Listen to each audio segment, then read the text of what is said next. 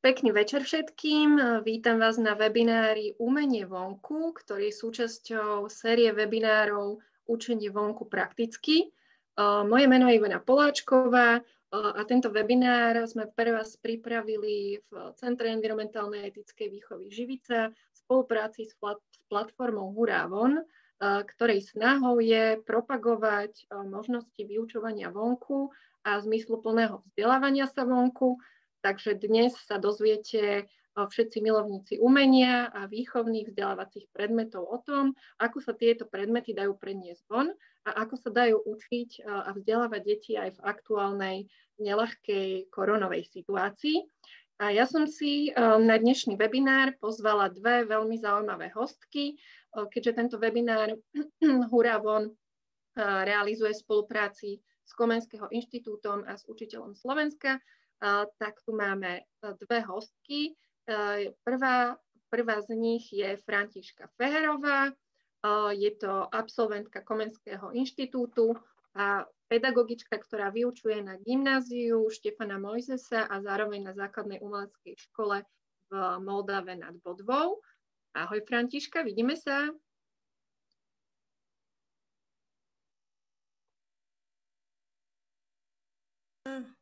Františka, nevidíme ťa. Ale nejde zase kamera. Dobre, tak to dúfam, že to vyriešime. No a druhou našou hostkou je Noémi Rác, ktorá je ilustrátorka a vyučuje na škole umeleckého priemyslu v Košiciach a je držiteľkou ocenenia Učiteľ Slovenska v kategórii Cena verejnosti z roku 2018. Ahoj, Noémi. Ahojte, pekný večer. Takže vítajte. No a ja ešte kým sa Františke podarí naštartovať kamera, tak ja ešte poviem taký krátky úvod, prečo sme si vybrali túto tému toho umenia vonku. Je to hlavne preto, že vnímame, že v tejto náročnej situácii, keď je väčšina škôl zatvorených, tak aj keď sa deti už do tých škôl dostanú, tak väčšinou sa sústredíme na tie kľúčové predmety, matematika, slovenčina, prípadne nejaké vedy, ale na tie výchovné predmety už ostáva oveľa menej priestoru a my si myslíme, a dúfam, že aj dneska to uvidíte, že práve tie výchovné predmety sú veľmi dôležité pre deti, ktoré boli mesiace zatvorené doma a že im prinášajú určitý druh aj relaxu a takého iného zapojenia, teda iných zručností. A o tom vám už najlepšie teda porozprávajú naše dnešné hostky. No a začali by sme teda takým nejakým úvodom a možnosťami prepojenia umenia vonku a teda konkrétne výtvarnej a hudobnej výchovy. No a Františka, podarilo sa nám teda... No, kamera mi nejde, ale skúsime ako zdieľať moju prezentáciu. Dobre, tak skúsme, či to pôjde, nech sa páči. Dobre, keď už mňa nebude vidno, to nevadí, ale dúfam, že bude vidno prezentáciu. Áno, vidíme ju, super. Dobre, takže ja by som sa rada predstavila, ale ma nevidíte, dneska mi hapruje technika, asi naschvál, tak toto má byť. Takže ja by som sa veľmi rada predstavila. Volám sa Františka Feherová a som učiteľka. Učím na dvoch školách, gymnáziu Štefana Mojzesa a na základnej umeleckej škole Moldave nad Bodvou, kde učím spoločenské vedné predmety. V gymku učím etickú výchovu, výtvarnú výchovu a umenia a kultúru a na základnej umeleckej škole učím výtvarný odbor a literárno-dramatický odbor. Tým pádom by som veľmi rada pozdravila mojich skvelých kolegov, mojich spolužiakov z Komenského inštitútu, Petra Humaja do Nitry a čo je vlastne najdôležitejšie mojich bývalých, súčasných aj budúcich študentov, lebo bez toho by sme vôbec ani nemohli toto prezentovať, lebo bez detí to vôbec nejde. Som učiteľ, ktorý veľmi rád učí vonka na čerstvom vzduchu, pretože som dieťa prírody od malička. Rodičia ma viedli, že všetko ma učili vonka a decka to veľmi aj potrebujú. Preto je veľmi dobré, keď opúšťame priestory izieb, ja to volám, že izby, pretože sme všetci tam veľmi pohromade a chýba nám sloboda a ja milujem slobodu. Takže veľmi rada začnem svoju prezentáciu. Ako prvé som si vybrala lesnú pedagogiku, pretože mám k tomu veľmi blízko a biológia má veľmi veľký súvis s výtvarnou výchovou, a to z jedného dôvodu, pretože všetky štruktúry, fragmenty, ornamenty a tieto veci vlastne nachádzame v prírode, ale v lesnej pedagogike vlastne ide o to, že decká sa učia prakticky spoznávať biologické fakty o lese. A tu je, čo je krásne, že ako sa dá prepojiť výtvarná s biológiou, je, že keď máme túto aktivitu, tak lesník prinesie vlastne stromy, prinesie všetko, čo sa týka prírody, a vlastne decká si to môžu chytiť do ruky. A vlastne tým sa stretávajú so štruktúrou dreva, farbou dreva, vôňou dreva, ale učia sa aj tie biologické faktory, čo vlastne sú veľmi potrebné. A čo je ešte také veľké plus, že oni to už teoreticky ovládajú, ale už prakticky s tým majú veľký problém, a na základe vlastne tých dôležitých faktorov hamát, čuch a ešte, čo by sa aj iné dalo využiť, že si to vedia vlastne tie dreviny rozdeliť. Tak toto je taká prvá vec, ktorú veľmi radi praktizujeme na našej škole. Robíme to väčšinou, keď je deň zeme, keď si aj nájde na nás vlastne lesník čas. Potom veľmi rada prepájam, keďže učím aj hudobnú výchovu, prepájam výtvarnú výchovu s hudobnou výchovou. Počas dištančného vzdelávania decká vlastne vytvárali C-durovú stupnicu, ktorú si vlastne aj fakt zapamätajú tie decká, pretože nielen, že si ju píšu do zošita, čo ja väčšinou nevyužívam túto možnosť, ale skôr to praktizujem fyzicky, aby si to aj deti zapamätali.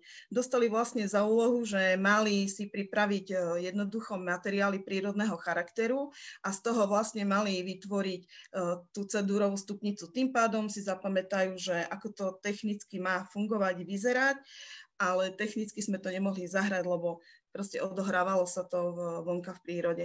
Čo by sa aj dalo, že by sa udával ako rytmus. Super inšpirácia. A ja iba na chvíľočku ti do toho vstúpim. Máme tu taký nešvar, ktorý sa nám objavuje pri viacerých webinároch. Ja poprosím iba divákov, aby nereagovali na linky, ktoré sa objavujú v komentároch pod webinárom. Sú to spamy, prosím, neklikajte na to. Nie je to vysielané nami. Skúšame to eliminovať, nevždy sa nám to podarí. Ale na druhej strane vás chcem vyzvať, ak máte akékoľvek otázky k tomu, čo teraz rozpráva Ferka, tak kľudne ich do tých komentárov vkladajte a my sa pokúsime na nej odpovedať. Tak Ferka, nech sa páči, prosím, pokračuj. Ďakujem. No, moja ďalšia veľmi obľúbená je téma, že prepájanie fyziky s výtvarnou, lebo k fyzike mám veľmi blízko, pretože výtvarná je podľa mňa má všetky vlastne vedné odbory. A decká dostali tému pracovať so svetlom a táto téma ma napadla vlastne takto, že my máme krásne poličko v škole, kde vlastne máme trávu, kde rastú proste kvetinky, hlavne púpavy. A vtedy mi napadlo, že deckám dám za úlohu, že majú vytvoriť obrázok na tému svetlo. Dal som tu iba dve veci. Veľmi ma zaujalo obrázok svietiacej ryby a potom žiarovka, ktorá vlastne obsahuje svietiaci strom aj s koreňmi. A čo je veľmi pre mňa dôležité, že u mňa decká neurobia len túto vec, ale musia ju vedieť aj obhajiť, aj odôvodniť, že prečo to tak urobili a čo tým chceli hlavne povedať. Toto je asi také najdôležitejšie, že výtvarná nie je len o tom, že vedieť pekne nakresliť, ale vedieť aj porozprávať o tom svojom zážitku, že čo som tým dielom chcel povedať. A hlavne sme na čerstvom vzduchu a zase máme nejaký zážitok. Je to hlavne tímová práca, nikdy to nerobí jednotlivec, stále to robia v skupinách a musia sa vlastne dohodnúť, ako prebieha dielba práce. Ale to bude viac takýchto prác. Tak tuto som dala taký obrázok, ktorý je taký provokatívny. Je to na Deň Zeme, ktorý som už robila veľmi dávno, pretože ma inšpirovali pneumatiky, ktoré sa pohadzovali v určitej časti nášho mesta. A tu dostali deti za úlohu z týchto pneumatík vytvoriť ekologický obrázok na poukázanie, že ako znečistujú našu ako prírodu. A čo sa mi veľmi páčilo, že jedna partia vyrobila takúto obrovskú rybu a s tým, že argumentovali, že v moriach sa nachádza veľmi veľa znečistených, že je veľmi znečistené to more, že sa tam veľa nachádza odpadu a podľa mňa, keby som dneska dala deckám vyrobiť takýto objekt, tak ho urobia tú rybu z plastu. aké to je pekné a záhadné, že každé môže 10 ročie alebo aj 5 ročie, lebo to je podľa mňa 5-ročný aj viac ročný projekt, že ako decká vnímajú, že naše vlastne moria, oceány sú zahltené odpadom, ktorý my vyprodukujeme a že sú natoľko bystré, že to vnímajú, že čo sa deje vo svete a myslím, že teraz je to ešte viacej aktuálne, ale tento obrázok sa mi veľmi páčil, že ako upozornili na tom, že ryby veľmi trpia. No a toto je taká moja obľúbená aktivita, ktorú sme realizovali prvýkrát v škole. Mali sme športový deň a ja som mala vytvoriť aktivitu výtvarnú, kde decká dostali za úlohu vytvoriť logo, ako hociaké športové logo. A čo je na tom vlastne krásne, že museli vlastne nadobudnúť nejaké zručnosti, že vymyslieť to jednotlivé logo, museli vedieť spolupracovať, museli sa rozhodnúť, že čo budú realizovať, hlavne vypočuť si jeden druhého, presadiť si svoj názor, že čo bude dobre, lebo bola to ako súťaž. Potom využili vlastne tú kreativitu, že akože vymyslia tento šport a hlavne, že zodpovednosť, že súťažím za celý tím. A tu je krásne vlastne prepojená už aj etika, takže 3 predmety sa krásne dali prepojiť, že výtvarná, telesná a etická výchova. A vlastne tie si to museli obhajiť, že prečo si práve vybrali toto logo a čo to vlastne pre nich znamená tento šport a vedieť, ako o ňom aj porozprávať. Ferka, ja mám túto takú otázku, že oni si to aj uvedomujú, že sa tam tie predmety prepájajú, alebo tým to nejak komunikuješ, alebo to robíš tak akože prirodzene? Ja to robím prirodzene. Podľa mňa tým, že sme prepájali, že bol šport, robilo sa výtvarnú, decká sú u mňa zvyknutí už na takéto veci. Ja už to neriešim, lebo my už na začiatku, keď začínam výtvarnú, oni majú všetko vysvetlené a im to dosť často opakujem a už potom to oni riešia automaticky. By som povedala, že už tým, že zvyknutí sú na môj spôsob výučby, že niekedy ich šokujem, že vedia, že zase prídem s niečím novým a stále snažím sa vymýšľať niečo nové. Oni sú na to zvyknuté, podľa mňa, tie deti. Máš ich vycvičené? Tak neviem, či vycvičené, ale ich provokujem, že vedia, že ja rada provokujem, aby sa trošku rozhýbali a niekedy sa mi to oplatí, niekedy nie, ale rátam aj s rizikom určite, že nie každý je z toho nadšený, ale potom sú radi, že keď sa prekonajú. Ja veľmi rada prepájam svoje predmety etiku a výtvarnú, lebo veľmi veľa spolu súvisia. A mám rada filozofiu, ale to neskôr prídeme k tomu. No a potom mám veľmi rada, keď máme vyjadrovacie prostriedky vo výtvarnom umení. Veľmi rada toto učím vonka akože v priestore, v exteriéri.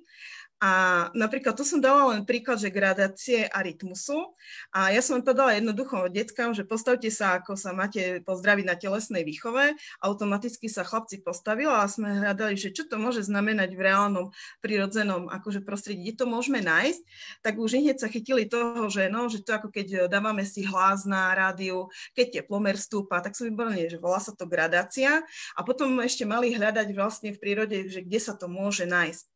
Potom máme dole, že rytmus, že sa vlastne jednotlivé tvary, že napríklad tu sme len jednoducho vysvetlili, že chlapec, dievča a že ako to prechádza rytmusom a že vlastne je to akože podobné, ale tu sme si vysvetlili, že aj kontrast, že dievča, chlapec. A potom to mali hľadať vlastne v svojom okolí, že kde sa nachádzali.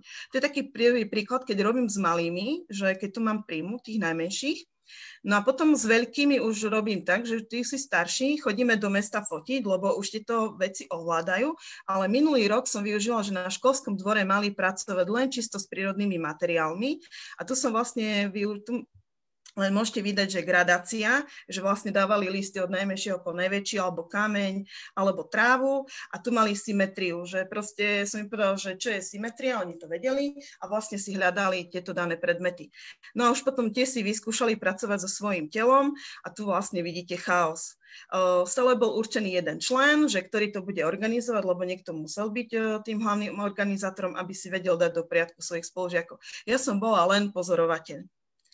No, potom je veľmi taká najobľúbenejšia vlastne téma, že tiene, kde vlastne decká sa učia pracovať s kompozíciou, učia sa pracovať s fotoaparátom a hlavne, že je to záhada, je to vlastne niečo ako hadanka a takou vlastne jednoduchou formou, ako môžete deti aj vonka, že učiť, že si zobriete veľký baliaci papier, prídete k nejakému stromu a skúste deti vlastne pracovať s líniou, že obkresľujú vlastne tú líniu. A moja najobľúbenejšia je, keď náš pán školník pokosí našu lúku. Naši alergici sa veľmi z toho tešia. Tak tedy som ma napadlo, že je vysušené seno, že poďme skladať vlastne tiene z sena a veľmi výborne sa decká pri tom vyšantili a vlastne aj spĺňali, že robili vlastne land art a tu na spodku si jedna partia vyskúšala graffiti, také prírodné, že si tiež ako striekali obrysy tých svojich tiel, zanechali vlastne svoju stopu a tieto vlastne obrázky nám ostali týždeň. Potom sme ešte robili pokusy, že pozbierali sme kvetinky, dali sme na veľký baliaci papier a sme ich striekali. Vznikli im veľmi pekné obrazy, ktoré si potom zobrali domov na pamiatku. Takže využívate ten lokálny materiál, že čo sa tam nachádza, hej? Že nejdete niekde kilometre si zbierať. Nie. To také, keď mám v škole, ja viem, že čo vtedy kvitne, ja to fakt využívam to, čo... Nedala som tu také klasické obrázky, že robíme portréty a tieto veci, lebo ja si myslím, že všetky učiteľky to akože robia, ale ja fakt využívam to, čo momentálne máme na dvore a aké mám možnosti. No a toto bola taká veľmi obľúbená činnosť, mandala, kde decká mali doniesť z domu vlastne makety a využili sme tu múku a piesok a to je zase veľmi dôležitá spolupráca, dohodnúť sa, ako sa to bude robiť, trpezlivosť a pritom bola neuveriteľná veľká zábava a vznikli akože celkom zaujímavé obrázky. Dala som iba tuto, lebo ostatné som nevedela nájsť, ale boli aj také, že decká si samé vyrábali originály. Toto už bola taká maketka. Iba toto som mala. Toto odporúčam. Fakt, decká sa naučia spolupracovať, lebo musia ísť systematicky. Nemôžu ísť hala bala, že ako chcem, ale vedia sa fakt dohodnúť. Fungovalo to. Mali sme to jeden deň pred školou. Bolo to také prekvapenie, že ľudia, keď išli okolo našej školy, sa báli do toho vstúpiť, ale na druhý deň, ako prišiel vietor, tak nám to pekne, krásne, ako keby ste videli v tých u Tibeťanov, že nám to pekne, krásne, pomaličky za týždeň celé to zmizlo. Lebo proste múka to prijala ako takú súčasť, že sme jej dali takú živnú pôdu. A decká to zvládli, keď to zmizlo? Hej, vedeli, že do čoho idú, lebo sme si vysvetlili, čo je mandala, poznali tie tibetské mandaly, sme sa o nich najprv rozprávali a im sa vlastne páčilo, že ono ten obrázok zmizne, že oni ho urobia, je to taký proces ako takej očisty a potom to proste jednoducho zmizne. Že všetko je pominuteľné. Áno, všetko je pominuteľné. Tu len chcem povedať, že tu bola taký krásny zážitok, že prišla babka za mnou jedna, že či nechcem ísť do jej záhrady učiť, tak som vtedy úplne zmenila, to je v Zuške, tom som úplne zmenila vyučovací proces a bol to najkrajší deň, ktorý sme zažili a boli sme ešte aj na plenéri v jednej dedine, ale to bolo krásne, lebo tu sme robili štúdiu, že čo sa na záhrade pestuje a jedli sme strašne veľa čerešní. To bolo fakt najkrajšia hodina pre nás a škoda, že nemáme takú záhradu aj v Zuške, lebo decká by to veľmi potrebovali. A ešte Terka, možno ešte by si mohla vysvetliť pre tých divákov, ktorí úplne nevedia tieto pojmy, že čo je to ten plenér? To sa ešte dostanem k tomu, lebo aj časo sa mi kráti. Dobre. Dobre, už len potom k plenéru pôjdem a potom, keď stihneme video, dáme, keď nie, tak nedáme.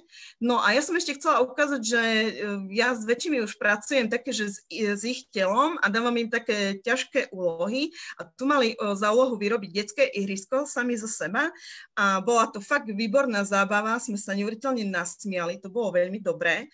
A tu je taká, že urobili si preskakovačku, potom si to aj vyskúšali.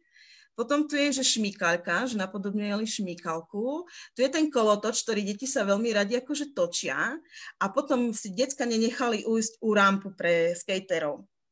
Takže, a máme viacej, lebo sme si skúšali viacej, lebo sme sledovali, že aké všetky možné sú aktivity pre tie deti. A oni boli ako ten živý kov, že ako to môže vyzerať. A fakt sa sústredili na to, aby sa to podobalo.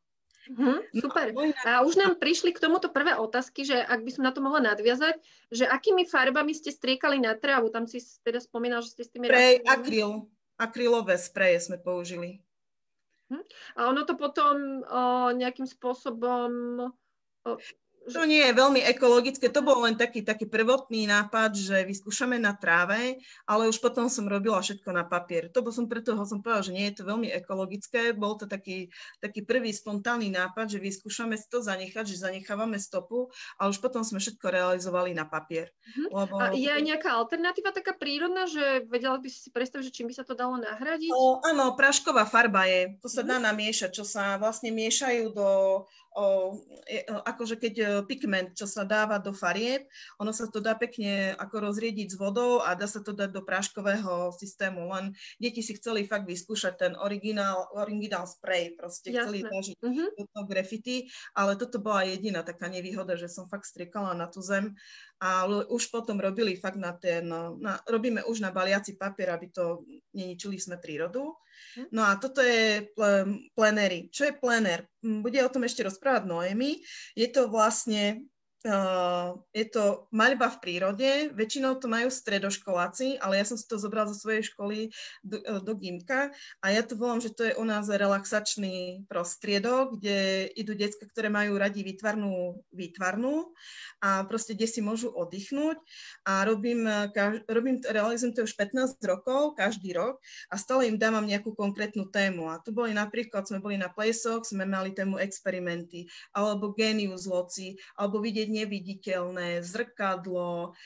Tu môžem prejsť, napríklad naposledy sme mali tajomstvo prírody, kde sme aj mali veľmi príjemného hostia z Komenského inštitútu Zuzku Perdíkovú, ktorá s nami vlastne absolvovala celý tento pobyt a urobila nám relaxačné cvičenie, ktoré bol pre nás neuveriteľný zážitok. Že my sme vlastne spojili výtvarnú, relax, neuveriteľný oddych, bol to asi najlepší plenér, kde sme zažili neuveriteľne veľa takého pokoja. Zuzka priniesla taký pokoj do nášho tímu a decka si vlastne mohli zažiť jej reálny projekt, ktorý vlastne organizovala na svojej škole v Trebišove. Čiže umenie je spojené aj s relaxáciou, že tam sa detská naučia takým nejakým spôsobom relaxovať. Už sa jej pýtali, že kedy príde najbližšie, že ju ešte chcú. Takže ja sa teším, keď Zuzka príjme toto pozvanie a že to ešte vyskúša u našich detí. A to by bolo z mojej strany všetko a mám ešte vlastne videjko, keby som mohla, ale už je 26. Kľudne video, daj video. Teda ukážka toho plenéra jedného z nich, teda, ktorý ste robili dávnejšie. A to je vlastne taká ukážka, že čo my všetko zažívame, prežívame a je to fakt spontánne.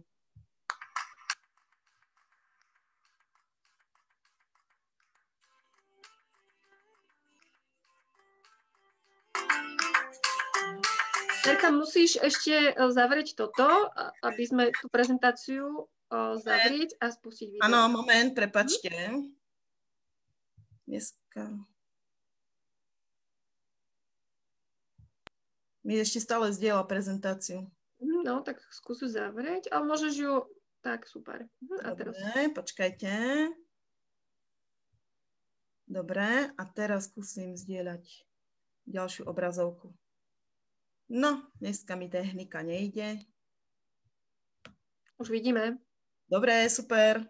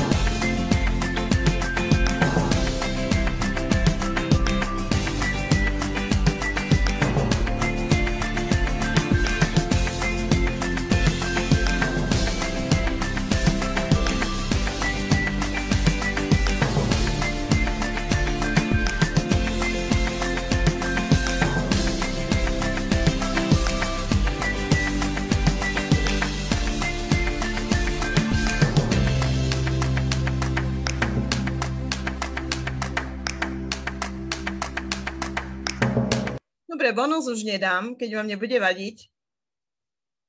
Dobre, ďakujeme, Ferka, Ja by som veľmi ešte pekne. chcela k tomu povedať, že milujem planéry a milujú aj deti a fungujem vlastne takýmto spôsobom, že z každého jedného ročníka vyberiem po 3-2 deti, aby sa aj medzi sebou vlastne si vytvorili nejaké puto a tým, že my sme fakt taká malá rodinná škola, že sa decka poznajú a proste my to milujeme chodiť proste vonka do prírody na 2 dní, zrelaxovať, čak ste videli, my sa neuveriteľne zabávame. Super. Tak Ferka, zatiaľ veľmi pekne ďakujeme. Vrátime sa k tebe potom ešte s otázkami od divákov. A ja by som teraz dala slovo Noemi, ktorá bude vlastne pokračovať s týmto teda umením alebo prevedením, možnosťami toho umenia vonku, akým spôsobom ho vieme realizovať aj na školách. A pri Noemi sa mi veľmi páči, akým spôsobom vlastne prepája nejakú takú tú filozofiu s tým umením. Takže Noemi, nech sa páči, dávam ti slovo. Ďakujem pekne. Ja vám hneď tiež prezdielam teda moju prezentáciu a popri tom vám budem ako keby pokračovať v tom, čo Ferka začala. Takže sekunda. Neviem, či teraz už vidíte prezentáciu. Takže ja by som asi dodala k tomu toľko, že ten plenér je v podstate niečo, ako keď je škola v prírode. Na tých stredných umeleckých školách je to v 1., 2. ročníku 5 dní, čo je úplne vynikajúce. Niektoré školy to robia na začiatku roka, niektoré to robia na konci roka. A je to dobré, pretože v 1. ročníku 5 dní, alebo v 2. teda si vyberú. Je to dobré, jednak sa deti spoznajú a je to dobré aj preto, pretože príroda je v podstate to, čo všetko nás inšpiruje. A teraz nemyslím len na umenie, ale vôbec na všetky predmety, prírodovedné, ale aj jazyky a iné. To znamená, že ja sa na to pozerám troška takého z uhla takého komplexného a to mám veľmi rada, pretože ako ilustrátorka, keď sa ma tak niekedy pýtajú, že ty si aj učiteľka, aj ilustrátorka, že ako to je, tak ja im stále hovorím, že k tomu, aby ste boli ilustrátori, nestačí dobre kresliť. Musíte ovládať strašne veľa vecí. Hej?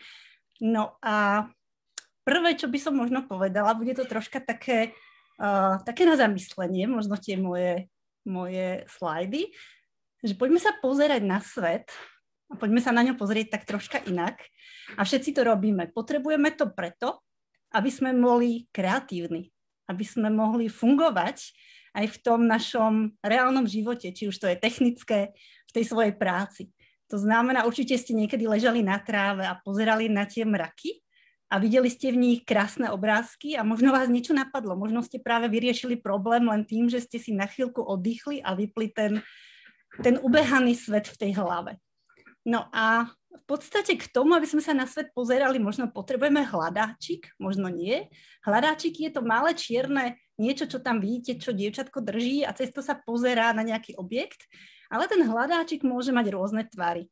Je to veľmi pekná aktivita aj pre malé deti, keď tie hľadáčiky možno vytvorí ešte pani učiteľka, ale takisto, keď sú už väčšie, si vytvárajú vlastné hľadáčiky a vnímajú ten svet cez to okienko hľadáčika. Či už je to hľadáčik fotoaparátu, alebo či je to okienko vyrezané do nejakého papiera v danom tvare. Je dobré zase to možno spojiť ešte aj vo dvojici. Jeden to môže nafotiť, druhý môže hľadať, potom sa môžu vymeniť. Ale takisto je dobré vnímať všetko, čo je okolo nás. Napríklad, aké štruktúry a textúrky vnímame. To znamená, že vonku neznamená žiaľ iba v prírode, lebo niektorí sme v školách, v meste a tam tej prírody je teda menej. Ale možno vieme objaviť nejaké zaujímavé štruktúrky a textúrky, ktoré nás obkolesujú. A tieto textúrky veľakrát vychádzajú z prírodných motívov. Či už sú tu nejaké textúry na zemi, či už sú tu textúry na domoch, na tých krikoch, na tých kôrach stromov a tieto textúrky si nejakým spôsobom zaznamenať. Dá sa na to použiť taký mäkší papier, možno ste sa hrali ako deti, že ste peniaz dali pod papier a potom ste to tak šúchali ceruskou mäkkou. Tá ceruska samozrejme môže byť farebná, to môže byť pastel, je to veľmi pekná aktivita, tiež na také objavovanie, čo je okolo nás. No alebo napríklad, keď sa prejdete a uvidíte nejaký strom, alebo uvidíte možno nejaký kameň alebo skalu, alebo aj ten mrak. Asi ho odfotíte, alebo sa na ňo pozeráte a môžete to robiť aj vonku. To, čo tu vidíte, je taká ukážka postupnosti, ale viem si to úplne predstaviť napríklad aj taká obľúbená technika je s kriedami, však na asfalt, keď deti kreslia a môže práve tá kresbička vzniknúť inšpiráciou z niečoho, čo objavili a tí ostatní potom môžu hľadať, že kde to asi je skryté. To znamená, že keď tam vidíte v tom strome toho kráľa, a tí ostatní potom musia sliediť a hľadať, že v ktorom strome ten král bol napríklad. Ale môže tam byť aj mačiatko, hocičo, tak budete prekvapení, čo všetko tie deti objavia, keď sa začínajú pozerať. A to pozeranie nie je len o tom, že musia kresliť, lebo niektoré deti nechcú kresliť a vôbec nechcú nič výtvarné, lebo oni sú už veľké a tak toto je pre malých, ale možno vedia napísať krásnu poviedku. Alebo môžu povedať po anglicky, čo videli. To znamená, u mňa je dôležité, aby som sa snažila vždy dávať zmysel tomu, čo robíme a aby sa to nejakým spôsobom prepojilo s ďalšími dôležitými vecami v ich živote. To znamená, ak je niekto básnikom, tak nech píše o tom, čo vidí. Čiže ty im pomáhaš hľadať tie ich talenty umelecké, hej? No ja pomáham, oni tie talenty majú, len niekedy ich majú skryté a ja sa snažím vydolovať, že ktorým smerom sa môžeme vybrať. Napríklad veľmi dôležité je podľa mňa pochopiť to, že človek, ak chce napredovať, aj dnešný moderný človek, ak chce napredovať, sa musí poriadne dívať do prírody a musí ju chápať, musí ju objavovať a vždy budeme úplne malenké zrnko v tom, aby sme ju pochopili. Ale velikáni, ako napríklad bol Leonardo da Vinci, hej, alebo tam vidíte Darwin, alebo Albrecht Dürer, boli vždy vynikajúci aj výtvarníci, lebo si robili svoje vedecké ilustrácie. Alebo čo tam vidíte dole, to je taká moja hádanka, že či viete teda, čo na tom obraze dole je, tá mušlička alebo ten kvietok a ten nákres, tak potom môžete písať do chatu a uvidíme, či ste sa trafili. Ale čo je teda dôležité a čo mi troška niekedy tak ma sa to dotýka, keď sa tak strašne delíme, že výchovné predmety a hlavné predmety, ja si myslím, každý jeden predmet je dôležitý a podľa mňa to umenie, aj pohyb, sú rovnako dôležité ako anglický jazyk, fyzika, chémia alebo matematika. Len je to dobré chápať v súvislostiach, v prepojení jeden s druhým. Toto, čo vidíte, vytvorili naši žiaci presne na týchto plenéroch, to znamená, keď sú vonku v prírode, ale samozrejme stačí na to aj 1 hodina 45 minút, alebo úloha, keď ich pošlete, že celý deň sedeli za počítačom, nech vám objavia nejaký prvý jarný kvietok a nech sa ho snažia, možno ho nepoznajú, nech sa ho snažia hoď aj odfotiť, lebo aj fotenie, fotografia je forma umenia. A nech sa snažia zistiť čo najviac o tej danej veci, to znamená vytvoriť si povedzme herbár alebo list ako keby vedeckej ilustrácie. Napríklad... A Noemi, teda už prišli nejaké odpovede a niektorí diváci si myslia, že je to zlatý rez? Áno, je to zlatý rez, ale ešte okrem toho, že to je zlatý rez vieme alebo chápeme vďaka nejakej postupnosti, nejakého čísla. Takže ako sa volá to číslo? Ešte ďalšia otázka. Alebo postupnosť teda, áno, lebo ten zlatý rez nám vzniká vďaka tej postupnosti čísel. No a vidím, že je tu Fibonacciho postupnosť. Áno, Fibonacciho postupnosť, ktorý riešil mimochodom nejaké zajace, že keď budú mať potomkov a že koľko ich bude a tak ďalej. Ale logika toho je taká, že stále sa zráta číslo postupne 0 plus 1 je 1, 1 plus 1 je 2, 1 plus 2 je 3 a tak ďalej a tak ďalej. Takže máte celú postupnosť a keď dve takéto čísla, ktoré sú vedľa seba, to znamená, že 5 a 3 delíte, tak vám vyjde takzvané číslo pi, alebo je to 1, stále je to nejak troška ináč, 1,62 alebo 1,618 a tak ďalej. A toto je ako keby základ toho božského čísla alebo zlatého rezu, o ktorom potom Fenerbahce sa volá Leonardo mimochodom, v 13. storočí o tom písal v knihe, lebo to strašne zaujímalo. No a potom v 16. storočí už Leonardo da Vinci robil ilustrácie k jednej knihe, kde sa venovali rôznym geometrickým tvarom, v rámci ktorých táto logika tých čísiel alebo ten rez sa objavuje. A či to už je zlatý rez, alebo či je to už zlatá špirála, hej? A to znamená, že tie decká tam môžu objavovať úplne nádherné súvislosti. Čiže to je veľmi pekné prepojenie aj tej prírody, pozorovania prírody a toho pobytu vonku vlastne s tým umením a toho, že aj tí umelci v minulosti vlastne čerpali z tej prírody. Áno, tak by to malo byť podľa mňa dodnes. To znamená, že my sa z tej prírody učíme. To, čo vidíte tu, to robili žiaci, ktorí študujú exteriérový dizajn a učia sa o rastlinách, plus to, čo tu sú tam tie včielky, to robili zase druháci digitálni maliari, ale vytvorili z toho napríklad kartičky, pexesa, ktoré sa dajú použiť ďalej ako materiál študijný. No a samozrejme aj si niečo naštudovali k tým rastlinám, to znamená prezentovali ich. Vyslovene to bola vedecká ilustrácia. Ale opäť hovorím, keď je niekto taký, že nerad kreslí, nerad maluje, tak ho nikdy nenútime, ale potom oni si nájdú tú formu, že či to napríklad zdokumentujú fotograficky alebo filmovo, alebo oni sú tí, ktorí robia tie prezentácie. No a ďalšia časť, ktorú mám veľmi rada, je to, že čo nám ponúka príroda, to je troška spojenie s takou chémiou, pretože je to úplne úžasné a ja vám musím sa priznať, keď sledujete, a to je taká reklama teraz, to Hurá von zelená škola, ja som bola tak šťastná, tá prezentácia už bola hotová, ty vieš, oveľa skôr, ale postupne som objavovala tam, dokonca dneska tam niekto dal post, úplne nádherné veci, ktoré presne robíme aj my. Takže veľmi ma teší, že mám kolegov na Slovensku, ktorí to presne robia tak, ako to myslím si, že má byť robené. No a v podstate tu ide o to, že teraz mám deti doma, nemajú farby. Potrebovali sme vytvoriť temperku. Ako sa robí vaječná tempera? Z čoho sa dá urobiť vaječná tempera? Tá modrá farba, jasná, že není prírodná. To je pastel rozdrvený, ale aj prírodnú farbu nájdete, či už sú to hlinky, hej? Väčšinou teraz takéto práškové. A ako z toho vyrobiť farbu pridaním vajíčka? Alebo, čo tam vidíte hore, je, jak sa to volá, srsť z ovečky, z ktorého sa dá vytvoriť priadza, hej? A potom sa dá niečo uháčkovať. A zase učíme sa nejakej technológii, nejakému procesu, musíme chápať súvislosti, že čo, ako funguje, ako sa k tomu dopracujeme, takže aj nejaké prírodné vedy. Ďalej stále, taká obľúbená vec, deti to majú veľmi radi, prírodný papier alebo ručný papier, kde sa môžu s tým naozaj hrať a dá sa to robiť iba vonku. Ja by som odporúčala, lebo tej hmoty budete mať všade. Postupy, na to nie je teraz čas, aby sme teraz hovorili o každom jednom postupe, ale viete si to nájsť a je to naozaj veľmi jednoduché, vôbec nič komplikované a zvládnu to naozaj aj 5-6 ročné detičky. Noemi, a prosím, máš nejaký tip na nejakú buď zbierku alebo nejaké inšpirácie, ktoré si vedia diváci nájsť? Ja vám potom ešte na konci ukážem nejaké, ale ak si dáte, že výroba ručného papiera alebo výroba vaječnej tempery, určite nájdete vynikajúce tutoriály. Teraz je plný video, YouTube.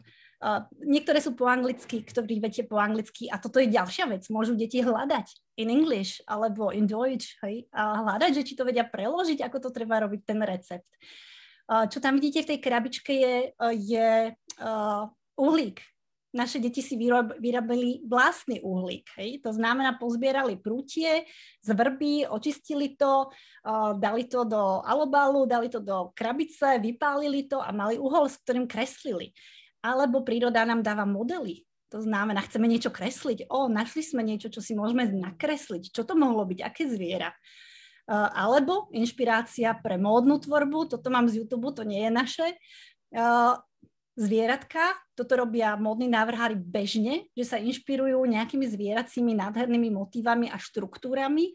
Takže je to úplne krásna úloha, ktorú kľudne môžete dať aj menším deťom, že si vyberú nejakého chrobáčika, rybičku a tak ďalej a na základe toho si navrhnú nejaké nádherné šaty.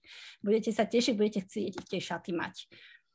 No a to, čo spomínala aj Ferka, práca s materiálom bez plátna a bez ceruzky, možno bez štetca, je práca so samotnou prírodou, ale tá by mala byť veľmi citlivá. To znamená, odporúčam vynikajúceho výtvarníka, akože je ich naozaj veľa, ale keď sa hovorí land art, tak sa vždy spomenie Andy Galsworthy, ktorý robí úplne ukážkovo nádherné a veľmi citlivé diela, ktoré deti môžu skúsiť napodobniť, ale prídu aj s oveľa lepšími nápadmi, verte mi.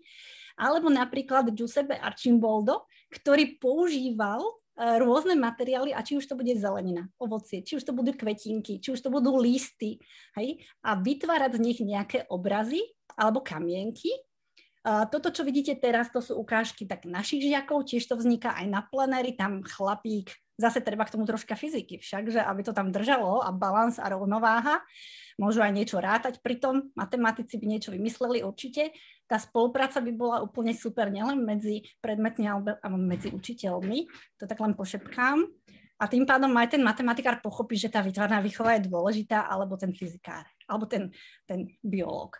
A Noemi, môžem sa spýtať, ty máš takého parťaka u vás na škole, že s ktorým sa takto vieš prepojiť, nejaký pedagóg, matematikár? No, ja sa ti priznám, ja mám parťaka v rodine. Ja mám otca lekára, maminu zdravotníčku, sestru biochemičku, druhú sestru bankárku, takže my sme to tak krásne prepojili, ale samozrejme áno, snažíme sa vždy robiť také medzipredmetové vzťahy, literatúra, komiks, hej, spájame veci, ktoré sa môžu spojiť.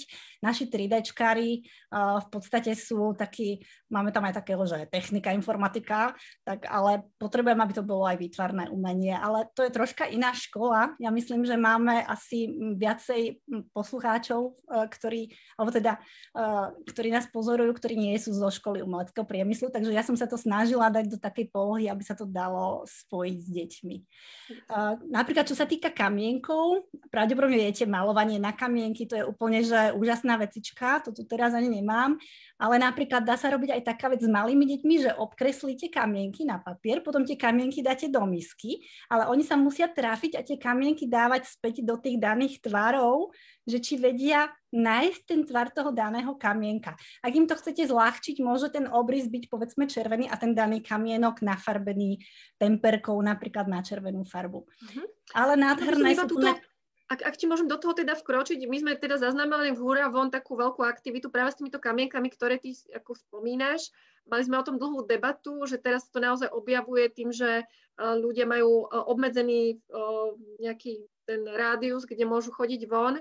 A chceli by sme len poprosiť ľudí, že ak robia tie aktivity s tými kamienkami, že tak ako aj Ferka mala vlastne tú prezentáciu, že keby sa snažili hľadať tie prírodné alternatívy farieb, ak ich teda idú dávať naozaj, že niekde proste do lesa, ak je to niekde na školskom pozemku a na chodníku je to asi v pohode, aj treba s tými nejakými temperkami, ale sú aj farby, ktoré sa dajú vytvoriť vlastne prírodne, či už z korenín, alebo proste z prírodných materiálov hliny. Tak len toto by sme chceli poprosiť ľudí, že ak robíte takéto land arty v prírode, tak aby sme neurobili viac škody ako osobu. Áno, to je určite, s tým súhlasím, dokonca naši robili atrament z čaju, to znamená len to, že luhovali veľa čierneho čaju, povedzme len v deci vody, tak im vznikol veľmi hustý tmavý atrament, ktorý v podstate použili ako farbu. Keby ste použili také divné zvuky, počuli, tak to jednak pes sa ku mne tu nachrápe a dcerka sa vrátila zvonku, takže to možno troška bude rušivé. Ale to, čo vidíte tiež, je hra napríklad s tými kamienkami, skladanie tej mandaly, ktorá tam môže skrášliť ten dvor, alebo môže to byť otláčanie napríklad nejakých listov na nejaký materiál, či už je to ich vlastné tričko. Existujú rôzne farby, tam už nemusia byť až také ekologické, ale hlavne aby boli trvácne, to znamená, viete si to otlačiť. Veľmi pekná vec je batikovanie a na to batikovanie existujú rôzne farby. A ešte s tými farbami mi napadlo, my sme používali aj na vyrobenie farbičiek potravinárske farbivo, ktoré sme pridávali do škrobu. To znamená, že recepty naozaj nájdete aj také, ktoré sú fakt ekologické. No a to batikovanie, to je tiež taká obľúbená vec s tým, že stačí tam špagát, stačí tam farba, stačí tam nejaký kúsok starej plachty, ktorú rozstriháte. Dokonca ja, keď som bola stredoškolácka, som si ušila šaty z toho a všetci závideli, že kde som si ich kúpila, takú veľkú sukňu, takú hippisácku a životík. A bola som veľká frajerka v tom, no. A tam, čo vidíte dole, napríklad, to je také keby divadielko. To je v podstate takzvaná kniha Akordeón, knižka Akordeón, tak toto nájdete. A je to v podstate akoby taká harmonika z boku a v tom sú také okienka. Ale do tých okienok, či tam budete nalepovať, alebo deti budú nalepovať napríklad vystrihované kvetinky alebo listy, vyslovene, ktoré nájdu a medzi tým môžu potom vytvárať alebo môže sa tam hrať, dobre, Žofí, môže sa tam hrať, povedzme, divadielko na paličkách aj z nejakých lesných plodov a tak ďalej. Takže knižka, keby ste hľadali, že ako sa to robí, lebo priestor máme troška krátky, tak je to Akordeón book. Napríklad, z čoho vyrobiť štetec. Hej. Či z prírodného materiálu vyrobiť, toto sú veci z internetu, toto nie sú moje vlastné, ja som tam aj písala zdroj Pinterest, takže malovanie kamienkov ako chrobáčiky alebo ako slnečná sústava, vytváranie nejakých obrázkov, nájdených materiálov, ktoré nachádzame cez nejaké paličky. Z paličiek sa môžu robiť hračky, hej, tak jak to robili možno naši predkovia, že ako z toho vyrobiť koníka. Takže naozaj ja si myslím, že teraz, keď vám poviem tie moje také dobré rady na záver, tak vy už budete veľmi, veľmi kreatívni.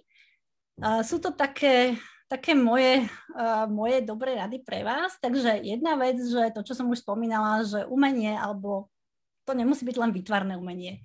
To môže byť aj pohybové umenie, to môže byť aj hlasové umenie, takže spev.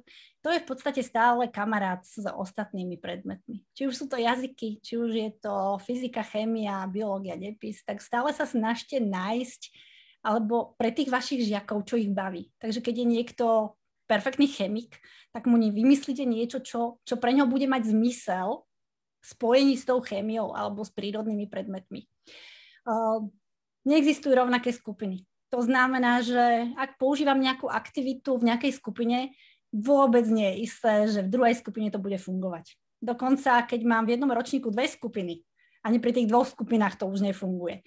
Takže vôbec sa nebojte toho, že budete musieť to obmieniať, ale snažte sa vytvárať, ja to mám ako 4., partnerstvo medzi vami a medzi žiakmi, aj medzi žiakmi a žiakmi a samozrejme, čo je veľmi dobré, partnerstvo medzi rodičmi alebo starými rodičmi, pretože oni sú úplne perfektní.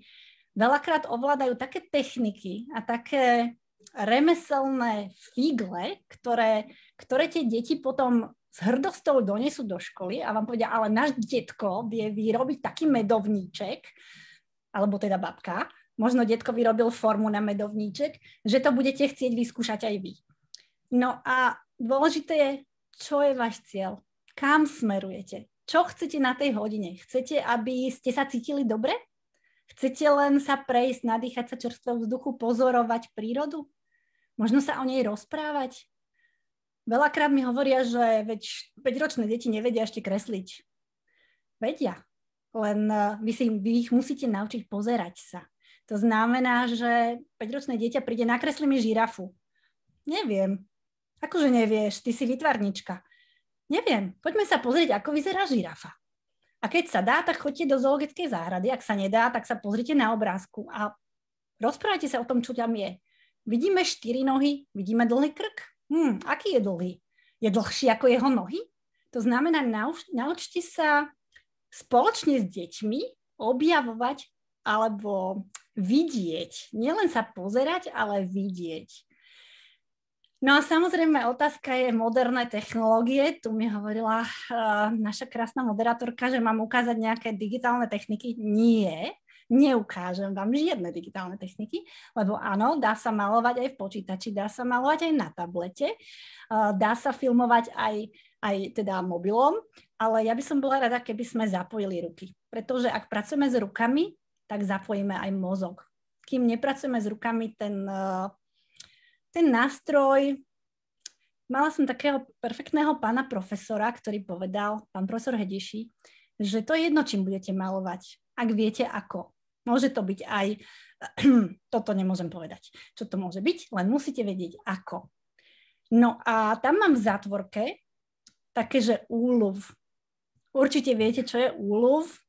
Takže je to naše úplne perfektné centrum remesiel a oni majú stále rôzne kurzy. Majú úplne perfektnú web stránku. Dokonca teraz mi prišiel nejaký mail, že pripravujú kurzy pre učiteľov východné Slovensko, stredné Slovensko a západné Slovensko, kde by ukázali remeslá, techniky staré, či to je modrotlač, či je to práca s drevom, košikárstvo, prútie. Takže tam máte nekonečnú studňu inšpirácií a vynikajúcich lektorov. Takže určite navštíviť stránku, ísť sa tam s deťmi pozrieť, ak to máte niekde na okolí, na blízku a zapojiť sa, skúšať, učiť sa, vrátiť sa späť k remeslám. No a to už je spojené aj s tým ďalším, zapojte zmysly. To znamená, že tvorte tými rukami, tým posilnite svoj mozog, ale môžete tvoriť nielen rukami, celým telom. Môžete zatancovať niečo, nejakú tú náladu. Môžete to vytvoriť, ako ukazovala Ferka, spoločne, že tie deti vytvárajú ten daný objekt, či už si láhnú do tej trávy a vytvoria niečo, čo sa zhora odfotí. Aj z okna školy napríklad. Nádherné obrázky sa tak dajú vytvárať. Čo je najdôležitejšie pre mňa, je neriešte, ako sa to podarí. Toto nie je dôležité. Čo je dôležité, je ten samotný proces, ako ho prežívate, čo cítite. Nedávno som tiež niekde videla, neviem, či to nedávala dobrá škola, že to, čo vám učiteľ rozpráva, to zabudnete. Ale to, ako ste sa cítili, tak to proste... Aj keď sa cítite pri tom hrozne, neznášam to, fuj, to bláto, tá hlina, lepí sa mi to na ruky. Prečo to nemáš rád? Prečo ti to vadí? Skúste zistiť ten dôvod. Užite si to naplno. Takže toto je taká moja posledná dobrá rada. A teraz už by som nechala čas na otázky. No, ďakujeme veľmi pekne, Noémi, za tento vhľad. A ja teda súhlasím aj s tebou, aj keď na začiatku som chcela teda aj nejaké technológie, aby som ťa videla teda v praxi, ako pracuješ s tými online všelijakými aplikáciami a vytváraš tam úžasné veci z toho, ale máš pravdu, decka sú momentálne preonlineované a tých technológií majú dostatok, takže ja tiež zastávam ten názor tými vlastnými rukami, ideálne v prírode. A to je vlastne aj cieľom našej platformy Hurá von, dostať tie decka von, učiteľov s nimi a ideálne aj rodičov, aby tam robili nejaké zmysluplné veci. No a ja by som ešte možno nadviazala, ak teda už vidíme aj tajomnú Ferku, teda neviem, či... Vítaj Ferka. Konečne sa Ferka našla. Ja som myslela, že to je taká hra, že teda umelecká, že sa nám skryješ a teda ideme skúšať, či sa nám ukáže, tak sa teším, že ťa vidíme aj naživo. A prišli teda nejaké otázky od divákov a možno otázka na obe z vás, keby ste vedeli odporúčiť nejaké teda typy farieb, ktoré sú vhodné aj do toho outdoorového prostredia, že napríklad v prírode. A Noémi, ty si spomínala potravinárske farby, tak možno aj Ferka, ak máš ty nejaký typ, že čo ešte všetko sa dá použiť ako farba, aby sme teda čím najmenej zaťažovali tú prírodu. A kde ich zohnať? Múka je najlepší prostriedok, lebo ten nájsť v strebe a potom sú tie fakt práškové farby, ktoré sa vlastne voľakedy akože tvorili farby. Keď si pamätáte, že keď starí rodičia vytvárali farbu, že nedalo sa kúpiť akože celá akože farebná farba a museli tam dávať ten prírodný prášok. Takže s tým určite, ale ja veľmi to nevyužívam. Ja keď používam na jeseň, tak farby jesene. Vonka veľmi nemalujem. Akože malujeme, keď sme v tom plenéri, ale keď takto tvoríme, tak nevyužívam to veľmi. Ja by som možno dodala, že ak sa teraz pozeráte, už našťastie v zahraničí to bolo bežné, že existujú aj prírodné farby, to znamená ekologické farby, ku ktorým sa viete dostať. A naozaj je zaujímavé pochopiť aj to, že v minulosti všetky tie pigmenty vznikali v podstate prírodným spôsobom, to znamená získavali sa z prírody. Jasné, že niektoré boli nedostupné alebo boli len pre tých najbohatších, lebo boli drahé. Hej? Či to už bolo... Šafrán. Napríklad aj šafrán, alebo tie, ktoré sa získavali spolu drahokamov, hej, alebo to bolo tá červená, tmavá, bordová, hej, ktorá, alebo ja neviem, tinktúra zo sepie a tak ďalej. Ale myslím, že toto by bolo tiež také zaujímavé aj pre žiakov, že zisťovať, my sme to robili, že z čoho sa dá získať prírodné farbivo alebo prírodný pigment a ako potom z toho vyrobiť farbu. To znamená rôzne knižky technologické, existujú aj staré knihy o maliarstve a naozaj napríklad suchý pastel je v podstate len pigment, ku ktorému je pridané nejaké spojivo a z toho vytvorená pasta in italiano, hej. Takže máme tu pastu, ktorá tam vyschne. Ale aj napríklad tá temperka, čo som spomínala, vaječná tempera, to je úplne úžasná vec. Potrebujete tam vaječné žltko, možno kvapku ľanového oleja, nie kuchynského, ten je dobrý ľanový olej potrebujeme, nie slnečnicu, ten nevyschne. Ľanový je polovysychavý a možno troška nejakú esenciu, aby vám to nesplesnivelo, ale len sa to mieša s pigmentom a sú to farby nádherné. Moji žiaci to skúšali, malovali tým a majú to veľmi radi. Čiže treba experimentovať a možno taká inšpirácia, že kopu tých farieb naozaj nájdete aj v kuchyni v podobe korenín. Ano. Máte rôzne farby, korenie zelené, šedé, neviem aké, škorica a tak ďalej.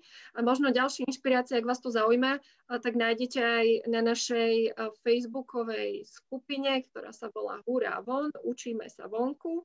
Ak sa tam pridáte, tak každý deň tam pribúdajú 2-3 veľmi inšpiratívne statusy, buď od učiteľov priamo zo škôl, alebo od rodičov, ktorí takéto kreatívne aktivity vonku robia, takže máme tam aj takéto umelecké výtvory a rôzne typy. No a ja tu mám ešte pre vás obe takú peknú otázku, možno na záver, že kde obe beriete toľko energie na takúto kreativitu v tomto náročnom období? Tak možno obidve by ste mohli povedať, že odkiaľ máte ten zdroj? Nevýchodňarky. To je prvá vec. Nie ako... Mňa ako decka poznajú tým, že ja veľmi rada veci vymýšľam a nevraciam sa späť, ale stále hľadám potrebu a ja sa učím od detí. Ja som zistila, že teraz mám takú fázu, že mňa učia deti, tak som zistila, že to je super vec, keď môžeme ja byť pozorovateľ. A my sme hlavne pozorovatelia, my sledujeme, čo sa okolo nás deje, že ako by sa to dalo ináč urobiť a niekedy vyzeráme jak mimozemšťania pri tom pozorovaní. Neviem, či bude so mnou Noémi súhlasiť. Ja by som dodala možno toľko, že je to strašne náročné. Je to veľmi únavné, ja to cítim aj preto, lebo učím digitálnu maľbu, to znamená, my sme aj tak veľa za počítačom, k tomu ešte pribudli hodiny, ktoré normálne neboli za počítačom a je to únavné, ale presne potrebujete čas pre seba. To znamená, vyčlente si v ten deň, keď sa dá, snažte sa každý deň vyčleniť. Jednak aj tá prechádzka v prírode, my máme toho pesa, ktorý tu chrápe neskutočne. Takže hoď aj s tým psíkom, ale aj taká vec, že hoď aj, neviem, či to smiem povedať, 2 deci dobrého vínka na večer, knižka. Ja napríklad s tým, že som veľa za počítačom, neexistuje, že by som nečítala pár strán večer pred spaním. Hej, ale takisto troška pohybu, ak je to aj bláznivý tanec, Anička, Jančová, pozdravujem, ale áno, je to dôležité troška sa vyskakať, nikto vás doma nevidí, zapnete si niečo z YouTube, nejakú balet pre starých. Áno, sused príde hore, keď je v činžaku, ale nevadí. Vyslovene čas pre vás. Trolinka času pre vás, lebo je to veľmi dôležité. Myslím si, že aj vlastne ten zámer tohto webináru bol aj o tom, aby si tam možno diváci našli aj práve ten relax, nejaké odpútanie sa od tých problémov každodenných a od tej neľahkej situácie, ktorú máme a nielen my, ale tak všetci aktuálne. Takže veríme, že vás tieto tipy od našich 2 skvelých hostiek inšpirovali. Budem veľmi rada, ak budete sledovať aj ďalšie naše webináre, ktoré máme v pláne. Najbližšie to bude už budúci týždeň o školách, ako učia vonku a bezpečne. Takže pozývame vás zároveň na ďalšie webináre do našej facebookovej skupiny a prípadne inšpirácie viete nájsť aj na web stránke huravon.sk. A ja by som týmto teda ešte raz veľmi rada poďakovala Noémi aj Ferke, ktoré si našli čas a priestor na zdieľanie svojich inšpirácií. A ďakujem zároveň kolegovi Ferimu, ktorého nevidíte, ktorý nám robí technický support a aj spoločnosti IKEA, ktorá vlastne podporuje našu platformu Huravon. Takže ďakujem aj vám divákom a verím, že sa vidíme čoskoro na ďalšom webinári. Pekný večer. Aj my ďakujeme. Pekný večer. Ahojte.